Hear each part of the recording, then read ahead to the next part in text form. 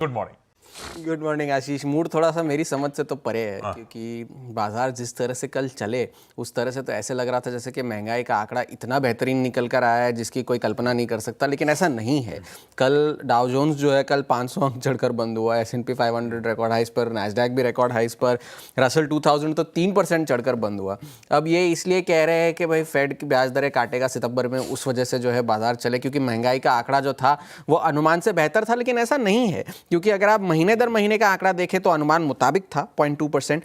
Main CPI का आंकड़ा थोड़ा सा बेहतर था, 2.8 के बजाय 2.7% निकल कर आया। लेकिन कोर सीपीआई जो फेड का गेज होता है, जो फेड असल में मापता है, क्योंकि उसमें खाद्य पदार्थ और एनर्जी के जो है वो इन्फ्लेशन नहीं गिनी जाती, कोर सीपीआई वो 3.1% की थी, जबकि अनुमान जो थे वो 3% के थे और कुछ कुछ अनुमान 3.1 के भी थे। तो ऐसा नहीं है कि 2.9 या 2.8 का आंकड़ा आया जिस वजह से बाजार को लगे कि हाँ भाई चलिए फेड अब बाजार ब्याज दरें काटेगा। महंगाई बढ़ी इसलिए क्योंकि सर्विसेज इन्फ्लेशन जो है वो बढ़कर निकल कर आया गुड्स की बजाय। अब आप इसे ये कहकर जस्टिफाई कर रहे हैं कि आपको पहले ये लग रहा था कि टैरिफ की वजह से गुड्स का इन्फ्लेशन बढ़ेगा, लेकिन अब सर्विसेज का इन्फ्लेशन बढ़ रहा है, गुड्स का इन्फ्लेशन नहीं बढ़ा। लेकिन बात at the end of the day bottom line यही है कि आपकी महंगाई बढ़कर आई है।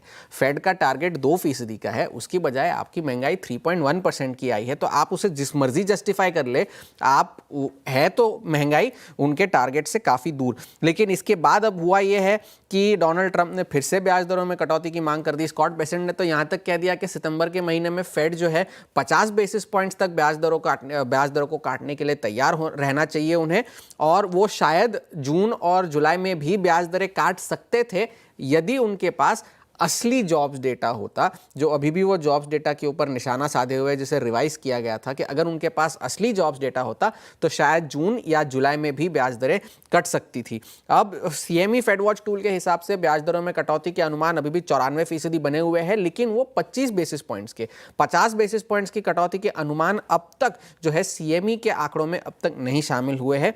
ये फिलहाल के लिए है। ब्लैक रॉक के भी फिक्स्ड इनकम के सीआईओ ने कहा है कि अगर 50 बेसिस पॉइंट्स फेड काटे सितंबर में तो हैरत नहीं होगी। जॉब्स डेटा पे ही जो नए ब्यूरो ऑफ लेबर स्टैटिस्टिक्स के कमिश्नर नॉमिनेट हुए हैं ईजे एंटनी, उन्होंने कल एक बड़ा बयान दे दिया। उन्होंने कह दिया कि भाई ये मंथली जॉब्स डेटा को ही सस्पेंड कर देना चाहिए। जब तक डेटा कलेक्शन उनके जो मेथोडोलॉजी है वो सही नहीं होती तब तक जो है उसे सस्पेंड कर दिया जाए और क्वार्टरली आंकड़े जो है तिमाही आधार पर जारी किए जाए। तो ये उन्होंने कहा। और पहले भी उन्होंने वो नॉमिनेट हुए थे उससे पहले उन्होंने ये जॉब्स डेटा पर जो है सवालिया निशान उठाया था एक इंटरव्यू में कि भाई फेड अपनी मॉनेटरी पॉलिसी सही नहीं बना सकता अगर ये बार बार इस तरह से आंकड़े रिवाइज होते रहे। और इस इंटरव्यू के बाद डोनाल्ड ट्रंप ने उन्हें नॉमिनेट किया था लेबर स्टैटिस्टिक्स का कमिश्नर बनाने के लिए। स्कॉट बेसेंट ने भी ये कहा कि भाई व्हाइट हाउस ने भी ये कहा है कि भाई उनके पास ऐसे आंकड़े आने चाहिए जिस पर जनता भरोसा कर सके जॉब्स डेटा की अगर हम बात करें तो। जेरोम पावल पर फिर से डोनाल्ड ट्रंप ने निशाना साधा है ये कहते हुए कि भाई फेड की जो बिल्डिंग्स रेनोवेशन का जो कामकाज चल रहा है उस पर जो जेरोम पावल ने धांधली की है उस पर वो उन पर मुकदमा कर सकते हैं, वो उस पर उसकी अनुमति दे सकते हैं। लेकिन अब जाकर के डोनाल्ड ट्रंप और व्लादिमीर पुतिन की जो बैठक होने वाली है उस पर सबकी नजरें हैं। व्हाइट हाउस ने फिर से ये कहा है कि ये कोई बड़ी बैठक नहीं है, ये सिर्फ एक लिसनिंग एक्सरसाइज है उनके लिए। वो सिर्फ रूस की बात सुनेंगे क्योंकि यूक्रेन इसमें शामिल नहीं होने वाला इस बैठक में। तो ये बात है। यूएस और चीन के बीच में शायद टेंशन बढ़ सकती है क्योंकि चीन रिपोर्ट्स के मुताबिक चीन ने अपनी कंपनियों से ये कहा है कि वो एनवीडिया की H20 के चिप्स और AMD के चिप्स इस्तेमाल ना करे राष्ट्रीय सुरक्षा के आधार पर। ये एक बात है, ब्लूमबर्ग के हवाले से ये खबर है। और दोनों ने कल ही उनको एक्सपोर्ट लाइसेंसेस मिले थे जिसके आधार पर उन्होंने 15% अपने जो चीन का जो आय है वो यूएस की सरकार को देने का वादा किया था।